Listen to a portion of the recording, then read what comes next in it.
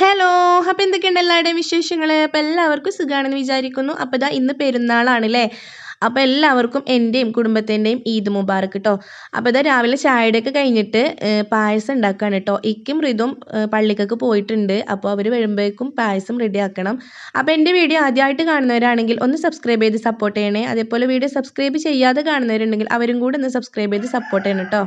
അപ്പോൾ ഇത് അടപ്പായസമാണ് കേട്ടോ ഞാൻ ഉണ്ടാക്കിയിട്ടുള്ളത്. അതിൻ്റെ റെസിപ്പി ഒന്നും ഞാൻ ഷൂട്ട് ചെയ്തിട്ടില്ല. കാരണം ഇത് ഞാനൊരു ലോങ് വീഡിയോയിൽ ഞാൻ ഇട്ടിട്ടുണ്ടായിരുന്നു കേട്ടോ. കാണാത്തവരുണ്ടെങ്കിൽ കണ്ടുകൊണ്ടു.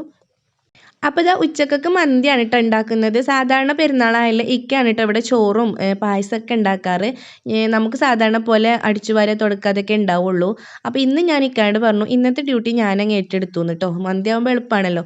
അപ്പോൾ അങ്ങനെ ഇതാ ഞാൻ മന്തിക്കുള്ളത് ചിക്കനിലേക്ക് വലിയ ഉള്ളിയും അതേപോലെ ചപ്പ്, പുതിന, ക്യാപ്സിക്കം ഇത് കുനുകുനേനെ അരിഞ്ഞിട്ട് കൊടുത്തിട്ടുണ്ട്. പിന്നെ കുറച്ച് കളറും കൂടെ ചേർത്തിട്ട് മാഗി ക്യൂബും അതേപോലെ നമ്മളെ മന്തി മസാല അതും ചേർത്ത് നന്നായിട്ട് ഇളക്കിയെടുത്തിട്ടുണ്ട് കേട്ടോ. പിന്നെ അതിലേക്ക് ചെറിയ ജീരകം ഒന്ന് ചതച്ചതും കൂടെ ഇട്ട് കൊടുത്തിട്ടുണ്ട്. പിന്നെ ഞാൻ ഉപ്പുണ്ടോ നോക്കിയിട്ട് ഉപ്പും കൂടെ ചേർത്ത് കൊടുത്ത് സൺഫ്ലവറും ഒഴിച്ച് ഞാൻ വേവിക്കാൻ വേണ്ടി വെച്ച് കൊടുക്കുന്നുണ്ട് കേട്ടോ.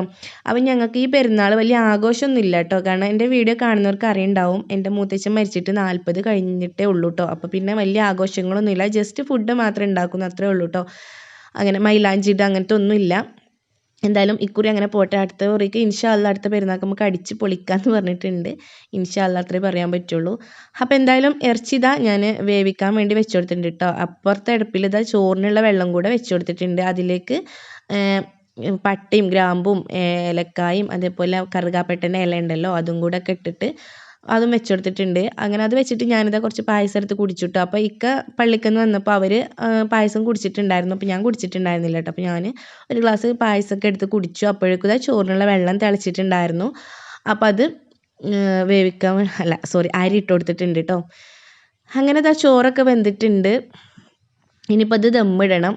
ഒരു ഡെക്കറേഷനും വേണ്ടി കുറച്ച് മുളകൊക്കെ അതിൻ്റെ മേലെ ഇങ്ങനെ വെച്ച് കൊടുക്കുന്നുണ്ട് കേട്ടോ. മുളക് വെച്ചാൽ നമ്മൾ തുറക്കുമ്പോൾ നല്ല സ്മെല്ലായിരിക്കും കേട്ടോ. പിന്നെ അത് പുക ഇടാൻ വേണ്ടിയിട്ട് ഞാൻ കനലൊക്കെ ഇട്ടിക്കാണ്ട് എണ്ണ ഒഴിച്ചതാണ് കേട്ടോ. പെട്ടെന്ന് അത് കത്തിപ്പിടിച്ചു. പിന്നെ കുറേ ഊതിക്കെടുത്താനൊക്കെ നോക്കിയിട്ടുണ്ടായിരുന്നു. അവസാനം കുറച്ച് വെള്ളമൊക്കെ തെളിച്ച് കൊടുത്തിട്ട് അങ്ങനെ അതങ്ങ് ശരിയാക്കി എടുത്തു കേട്ടോ. പിന്നെ അത് കുളിയൊക്കെ കഴിഞ്ഞ് വന്നിട്ട് മക്കൾക്കൊക്കെ ചോറ് വിളമ്പി കൊടുക്കാൻ കേട്ടോ. അപ്പോൾ സിതു വാരി തരണം എന്ന് പറഞ്ഞിട്ട് വാശി പിടിക്കുകയാണ് കേട്ടോ. അങ്ങനെ ചോറയൊക്കെ കഴിഞ്ഞിട്ട് ഇതാ മക്കൾ എൻ്റെ വീട്ടിലേക്ക് വിരുന്ന് പോവുകയാണ് കേട്ടോ. ഞാൻ പോകുന്നില്ല. അപ്പോൾ ഇക്ക അവരെ കൊണ്ടാക്കാൻ പോയി. അപ്പോൾ ഇന്നത്തെ വീഡിയോ ഇത്രയുള്ളൂ. ഇഷ്ടപ്പെട്ട ലൈക്ക് ചെയ്യുക, സബ്സ്ക്രൈബ് ചെയ്യുക. Okay bye.